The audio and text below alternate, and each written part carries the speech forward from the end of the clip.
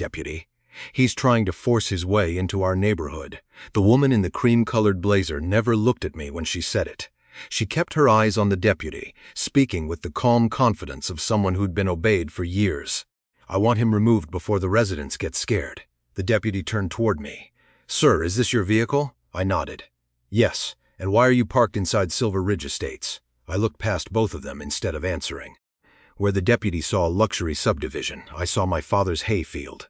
The stone entrance with its polished bronze sign sat exactly where our old cattle gate used to stand. The neighborhood clubhouse occupied the spot where my grandfather built the equipment barn after returning from Korea. Even the decorative pond wasn't really a pond. It was the stock reservoir my family had dug nearly 60 years earlier. Someone hadn't simply built houses near my ranch. They had built an entire neighborhood on it. The woman finally looked at me. "I'm Vivian Crowley, president of the HOA." She smiled politely. "The previous owners sold this land years ago." I almost laughed. There had never been any previous owners. My family had owned Mercer Ranch since 1912, but I didn't argue. My father spent 40 years teaching me one lesson about land disputes. Never interrupt someone who's busy proving they're wrong. So while Vivian explained to the deputy that I was a confused old rancher trying to extort innocent homeowners, I quietly studied the entrance road. One road in, one road out, the same narrow stretch of pavement that crossed the southeast corner of Mercer Ranch before joining the county highway. Most people would have seen asphalt. I saw something else in Easement. One signed nearly 50 years earlier, one my father made me read every summer after I turned 16. I hadn't thought about that document in decades. But suddenly I remembered one sentence buried on the last page, a sentence that could decide the future of every house behind that gate. Vivian kept talking. She told the deputy, "My truck was lowering property values," she said. "Working ranches didn't belong beside million-dollar homes." She even suggested my family should have sold the land before progress arrived. I still didn't answer, because people who rely on power usually talk too much. People who rely on records usually don't have to. By the time I drove away, the HOA president believed she'd chased away one stubborn rancher. She had no idea she'd just reminded him exactly where to look. And once I opened my father's old safe, everything her neighborhood depended on would fit inside a single manila folder. My name is Caleb Mercer. I'm 58 years old, a retired licensed land surveyor, and the fourth generation to carry the Mercer Ranch. People often assume surveyors spend their careers measuring dirt. They're wrong. We measure certainty. Property lines aren't just numbers on paper.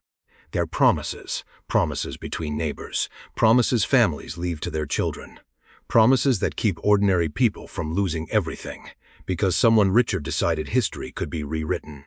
My father understood that better than anyone I ever knew. Developers began calling him almost 20 years ago. Every few months another offer arrived. Some wanted the creek. Others wanted the eastern pasture because it connected directly to the highway. Eventually, they stopped pretending they wanted cattle land. They wanted what sat underneath it: access. Dad rejected every offer, not because he hated money, because he believed the moment the eastern road left our family, the ranch would stop being a ranch. "It's never the pasture they're buying," he'd tell me. "It's the only way through it." At the time, I thought he was just being stubborn. Now I understood exactly what he meant. 6 years earlier, my wife, Emily, had been diagnosed with an aggressive form of cancer. The ranch became secondary overnight. I leased the grazing rights to a neighboring family, hired my old friend Walt to check the fences every week, and moved closer to the hospital. Emily fought longer than any doctor expected. She lost anyway. After the funeral, I couldn't bring myself to return. Every room inside the ranch house reminded me of promises we'd made about growing old together. So I stayed away. I paid the taxes, renewed the insurance, answered the occasional phone call from Walt. But I stopped visiting. That decision would haunt me. 3 weeks before I returned, Walt's daughter called. Her father had suffered a stroke. He wouldn't be checking the property anymore. She apologized over and over. I told her none of it was her fault. The next morning I packed a bag and drove 12 hours toward the place I should never have left. I expected overgrown fences, broken windmills, maybe a few squatters camping near the creek. Instead, I found decorative streetlights, landscaped medians, and a stone monument welcoming visitors to Silver Ridge Estates. At first, I actually smiled. Good for them, I thought. Someone had built a beautiful neighborhood next to the ranch. Then I noticed something impossible. The entrance road curved exactly the way our old ranch road curved. The large cottonwood with the lightning scar still stood beside it. only now children were riding bicycles beneath branches I used to climb with my younger brother. I pulled over, walked toward the tree, knelt beside its roots there, almost hidden beneath fresh mulch. Was the rusted top of an old iron survey monument. I brushed away the dirt with my hand. The initials were still visible, M.R. Mercer Ranch. Someone had landscaped around my property marker instead of removing it. That tiny piece of iron told me more than any argument ever could.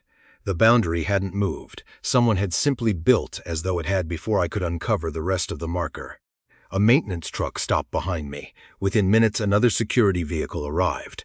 Then came Vivian Crowley's white SUV. She stepped out wearing expensive sunglasses, carrying a polished clipboard and the kind of smile people practice before HOA meetings. She looked at my faded pickup, my dusty boots, and my worn canvas jacket. Then she said something I would remember for the rest of my life. "People spend over $1 million to live here, Mr. Mercer." She glanced at the name written on my driver's license. "Well, Mr. Mercer." She looked toward the old survey marker half buried beneath the flowers. "This community has moved beyond ranches like yours." She wasn't talking about land anymore. She was talking about people, and that's when I stopped seeing this as a simple property dispute. Someone hadn't just taken part of my family's ranch. They had decided families like mine no longer belonged beside what they'd built. I smiled, climbed back into my truck, and drove away without another word. Behind me, Vivian laughed with the security guards. Ahead of me sat my father's old gun safe. Inside it waited a stack of yellowed documents no one had opened in years if my memory was right. Silver Ridge hadn't just built 60 homes on the wrong land. They had built every one of them behind the only road my family had ever agreed to share. The following morning, I unlocked my father's gun safe. Most people would have expected to find rifles. Instead, they would have found 3 generations of paperwork. Every deed, every survey, every grazing agreement, every tax receipt dating back decades. Dad used to joke that paper outlived pride. Looking at those neatly labeled folders, I realized he had been preparing for this fight long before I knew one existed. I spent nearly 4 hours reviewing the records. The original deed was exactly where I remembered. So was the subdivision plat from the county. But something bothered me. There wasn't a single document showing that our family had ever transferred ownership of the Eastern Access Road. Not one. If someone had legally acquired it, there had to be a record somewhere. Before driving into town, I placed only 3 documents inside a leather portfolio, not because they were enough to win, because they were enough to ask the right questions. By noon, my phone rang. The caller displayed an unfamiliar law firm. "Mr. Mercer? This is Daniel Foster, legal counsel for Silver Ridge Estates HOA." His voice sounded rehearsed. "We've been informed that you're making ownership claims that have caused concern among our residents." I haven't spoken to any residents. Nevertheless, we'd appreciate it if you stopped entering private community property. I leaned back in my chair. "Interesting." "What's interesting? You called it private community property." "It is." "Can you tell me who owns the entrance road?" There was a pause, a small one, but long enough our records indicate the subdivision has full access. "That's not what?" I asked. Another pause. Finally, he replied, "If you continue interfering with HOA operations, we'll pursue every legal remedy available." The call ended without answering a single question. An hour later, another envelope arrived. This one came by certified mail. Across the top, bold red letters read, "Notice of violation." According to the HOA, I had committed 3 separate violations: unauthorized entry, harassing residents, damaging community landscaping. I actually laughed. The landscaping they claimed I had damaged was the flower bed surrounding my own survey monument. The notice demanded I pay a fine within 10 days. Failure to comply, it warned, would result in additional legal action. For the first time, I felt something stronger than anger. I felt curiosity. Someone had become remarkably confident. People only send letters like that when they believe no one will question them. The following Saturday, I drove past Silver Ridge without stopping. Near the entrance, workers were installing a brand new sign. "Private HOA property. No trespassers." I watched from across the road as one worker drilled the final bolt into a wooden post standing several feet inside what I knew was Mercer Ranch. He wasn't being malicious. He was following instructions. Vivian was the one giving them. She noticed my truck almost immediately, instead of ignoring me. She walked across the shoulder with the relaxed confidence of someone greeting an unwelcome guest. "You came back." "I never really left," she smiled. "I've spoken with our attorney." "So have I." That wasn't entirely true. I hadn't hired one yet, but she didn't need to know that. She folded her arms. "You know what your problem is, Mr. Mercer? I imagine you're about to tell me." You still think this county works the way it did 50 years ago. She gestured toward the rows of expensive homes behind her. Families invested their life savings to live here. They don't want to wake up looking at cattle trailers and rusty fences. Then came the sentence that erased any remaining sympathy I had for her. Progress always replaces something.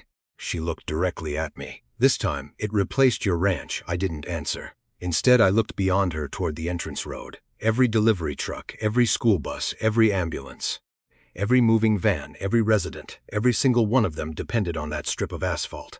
Vivian mistook my silence for defeat. She smiled again. If I were you, I'd take whatever settlement the developer offers. I haven't received one, you will. And if I refuse? She shrugged.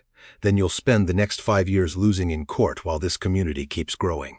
As she walked away, I noticed something attached to the back of her SUV. A parking permit. Not from Silver Ridge. From Redstone Development Group, the same company that had built the subdivision. Interesting. HOA presidents usually worked for homeowners, not developers. For the first time, I began to wonder whether Vivian wasn't simply protecting the neighborhood. Maybe she was protecting the people who built it. That evening, I drove to the Garfield County Clerk's office parking lot. It had already closed. I sat in my truck for nearly 10 minutes, looking at the leather portfolio resting on the passenger seat. Tomorrow morning, I wasn't going there to prove I owned the ranch. I already knew I did. I was going to find out why everyone else believed they owned the road. The Garfield County Clerk's office opened at 8. I was waiting outside at 7:45. The same woman who had helped me years earlier recognized my last name almost immediately. "Haven't seen a Mercer in quite a while," she said with a warm smile. "I wish I were here under better circumstances." She led me into the public records room where shelves of rolled surveys and bound property books stretched farther than most people would imagine. "This may take some time," she warned. "I've got all day." The first 2 hours were almost disappointing. The property taxes had been paid. Building permits had been approved. Subdivision plans carried county stamps. Everything looked ordinary. Too ordinary. Large developments rarely happened without leaving a trail of corrections, amendments, and revisions. Yet Silver Ridge's file looked almost perfect. That alone made me suspicious. Perfect paperwork usually means someone spent a lot of time making sure nobody looked beneath it. I asked for every survey ever filed on Mercer Ranch. Not just the newest version, every version. The clerk disappeared into the archive room and returned carrying a cardboard tube held together with faded masking tape. No one's requested these in years. I carefully unrolled the first map. It was the original boundary survey completed long before the subdivision existed. Every corner matched the survey monuments my father had shown me when I was a boy. The entrance road sat entirely inside Mercer Ranch, exactly where I remembered. Then I compared it with the survey submitted by Redstone Development. The difference looked almost invisible. A single boundary line had shifted, barely 200 feet. Most people would never notice I did, because 200 feet was enough to absorb the entrance road, the security gate, part of the clubhouse parking lot, and nearly half the decorative pond. Someone hadn't accidentally moved a line. Someone had moved an entire neighborhood before I could request additional copies. The clerk returned, holding another folder. This came from the Planning Commission file. Inside was a stack of emails exchanged between county planners and Redstone Development during construction. One message caught my attention immediately. "Please confirm permanent legal access before final approval." The developer's response was only one sentence. "Access rights previously recorded. Supporting documents attached." Attached, but attached where? The clerk frowned as she searched the digital archive. "That's odd. What is? The attachment isn't here. Missing?" She nodded slowly. "It should be part of the public file." Instead, there was only a note indicating the document had been received. Not scanned, not preserved. Just missing. That was the second piece. The first was the shifted survey. The second was missing evidence. Neither proved fraud. Together they suggested someone wanted certain questions to disappear. Around lunchtime, another county employee walked over after overhearing my conversation. "You said Mercer Ranch?" I nodded. He studied me for a moment. "My father worked road maintenance. He always wondered why that subdivision never built a second entrance. That made me look up." "What do you mean, they tried?" He pointed toward another map. The western route crossed protected wetlands. The northern route crossed federal grazing leases. The southern route required blasting through solid rock. He tapped the entrance road with his finger. This was the only practical access. Only practical. Only legal. If that road failed, the entire subdivision had a problem no amount of landscaping could hide. Late that afternoon, I found the document I'd been hoping to avoid, the original easement agreement. Dad had been right. Every summer he made me read it because he believed one day someone would forget what it actually said. Most people stopped reading after the first page. The first page granted access. The last page controlled it. Buried near the bottom was a paragraph no developer should ever have ignored. The easement applied only under the conditions originally described. It specifically prohibited transfer to large-scale residential development without written approval from the Mercer family. I didn't celebrate. Instead, I kept reading twice, 3 times. Surveyors learn early that confidence is dangerous. Verification is everything. As I slipped the easement back into its folder, another name caught my attention. The surveyor who had signed Redstone's revised boundary map. It wasn't anyone I knew, but penciled in the margin beside the signature was a handwritten note from a county reviewer years earlier. Original surveyor declined revision, replacement retained by developer, replacement, so someone else had refused before another person agreed. Now the picture became much clearer. A shifted boundary, missing attachments, a replacement surveyor, the only access road. None of those facts alone explained what happened. Together they told a story as I gathered my copies. My phone vibrated. The caller had displayed Vivian Crowley. I let it ring once, twice, then answered. "I hope you're finished chasing old paperwork," she said. "It won't change anything." I looked down at the stack of documents spread across the table. For the first time since returning home, I was absolutely certain of one thing. She wasn't afraid of me. She was afraid of what those records might reveal. I smiled to myself. "You're right," I said calmly. "The paperwork isn't changing. It already did then." I ended the call. 2 days later, I wasn't the only one interested in Mercer Ranch. The county was. Apparently, my request for archived records had raised enough questions that the planning department postponed approval on the subdivision's newest expansion phase. That got everyone's attention, especially Vivian's. By Wednesday afternoon, another certified envelope arrived. This one wasn't a violation notice. It was a lawsuit. Silver Ridge Estates HOA accused me of interfering with property rights, damaging the community's reputation, and intentionally disrupting future development. They also filed an emergency motion asking a judge to prohibit me from entering any portion of the subdivision, including the entrance road. I read the complaint twice. Then I noticed what wasn't there. Not once did it claim the HOA actually owned the road. Instead, it repeatedly referred to established community access. That choice of words wasn't accidental. Their attorneys knew the difference between access and ownership. The following morning, both sides appeared before Judge Eleanor Hayes. The hearing lasted less than an hour. Vivian sat confidently beside Redstone's attorneys, occasionally glancing toward me with the same satisfied smile she'd worn since the day we met. The HOA's attorney argued first. "Your Honor, 60 families rely upon this roadway every single day. Mr. Mercer is attempting to create unnecessary panic over records nearly half a century old." Judge Hayes leaned back. "And who owns the roadway?" The attorney hesitated. "The community has relied upon." "I didn't ask who relied upon it. I asked who owns it." Silence finally. My attorney stood. "We're not asking the court to close the road today." That surprised Vivian. "We're asking the court to determine where the property line actually exists." The judge nodded slowly. "I agree." Instead of granting the HOA's request, Judge Hayes signed an order directing the County Survey Division to conduct an immediate boundary verification using the original recorded monuments. No winner, no loser, just facts. Vivian looked relieved. She shouldn't have been. 3 mornings later, 4 White County trucks rolled through the entrance of Silver Ridge Estates. Behind them came licensed surveyors carrying tripods, GPS equipment, metal detectors, and bundles of wooden stakes painted bright orange. Word spread quickly. Residents stepped outside holding coffee cups. Children watched from bicycles. Someone started recording on a phone. Local reporters arrived less than an hour later after hearing the county had reopened a property dispute involving an entire subdivision. Vivian walked directly toward the survey crew. "This inspection is unnecessary." The lead surveyor politely handed her a copy of the court order. She stopped arguing, not because she agreed, because she couldn't. I stayed nearly 100 yards away. Surveyors work best without spectators interrupting them. One by one, they began searching for the original iron monuments buried beneath years of landscaping. The first appeared beside the decorative entrance sign, exactly where my father said it would. The second emerged beneath a row of expensive flowering shrubs. One homeowner actually gasped. "I thought those were sprinkler pipes." The lead surveyor smiled. "No, ma'am. These are property monuments." Every new marker pulled another thread loose. The GPS coordinates matched the 1912 survey, not the revised map Redstone had submitted. Then came the final monument. It sat beneath the edge of the asphalt entrance road. The crew carefully brushed away years of packed dirt until the stamped cap became visible. M.R. Mercer Ranch. The lead surveyor stood, checked his equipment one final time, and quietly spoke into his radio. Boundary confirmed. Those 2 words changed everything within minutes. County workers stretched bright orange string between every recovered monument. For the first time in years, everyone could actually see the true property line. It cut directly across the entrance road. Straight through the landscaped median, past the security gate. The crowd fell silent. One resident whispered, "Does that mean this road isn't ours?" Before anyone answered, Vivian stepped forward.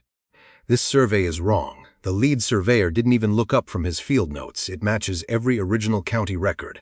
You used outdated documents. We used recorded monuments. They're different things."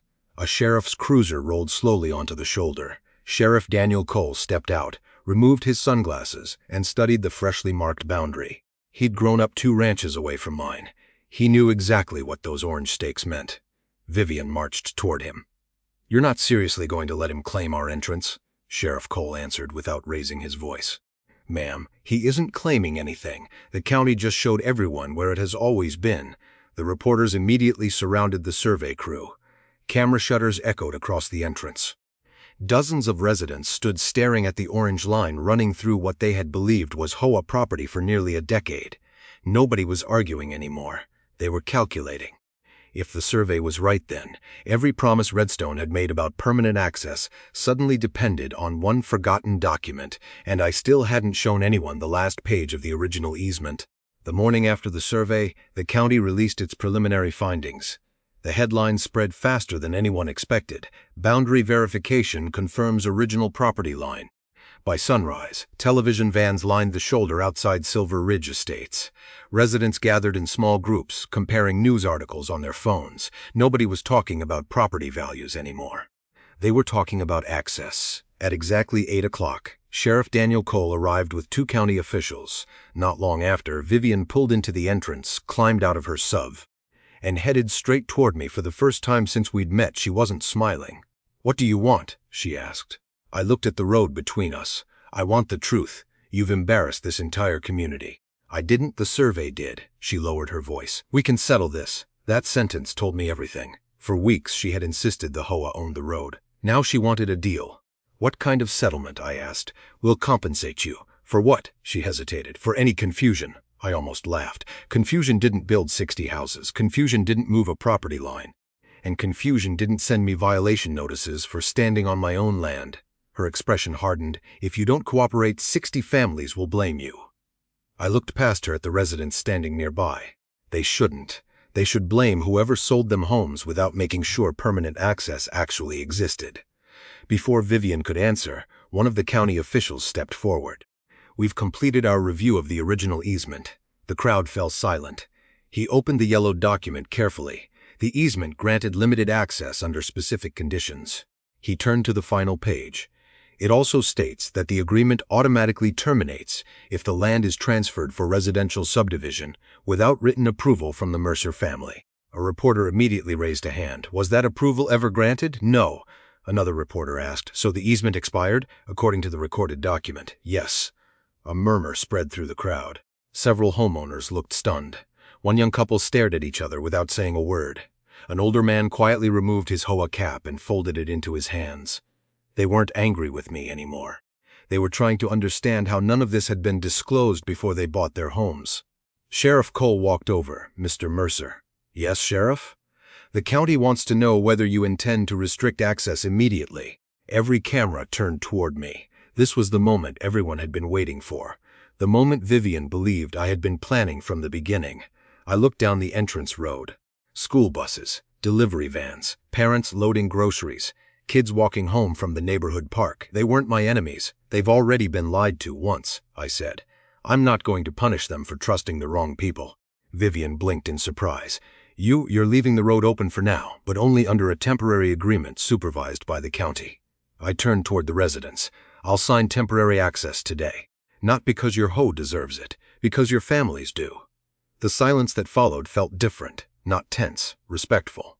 Over the next several months, the investigation uncovered exactly what the survey had suggested. Redstone Development had relied on a revised boundary that conflicted with earlier records. Critical documentation had never been properly preserved in the approval file. The county ordered an independent review of the subdivision process. Vivian resigned before the investigation was complete. Several board members followed within weeks. A new homeowner committee replaced the old board. And their first official vote was to negotiate a permanent legal solution instead of continuing the lawsuit. Eventually, Redstone purchased land for a second entrance and funded the construction themselves. When that road finally opened, I stood beside the original gate one last time. Nothing looked the way it had when I was a boy. The clubhouse still stood where the old barn once had. The sidewalks remained. The houses weren't going anywhere. But one thing had changed. The boundary markers were visible again. No flowers covered them. No landscaping hid them. Just iron monuments exactly where my grandfather had placed them generations earlier. Before leaving, I installed a simple wooden sign beside the entrance. Not to celebrate, not to shame anyone. Only to remind people that some things deserve to be remembered. It read, Mercer Ranch. Private property established 1912. People sometimes ask whether I regret not locking the gate the moment I realize the truth. I always give the same answer. A locked gate might have won an argument, but the records, they restored the truth, and in the end, that mattered far more than proving someone wrong.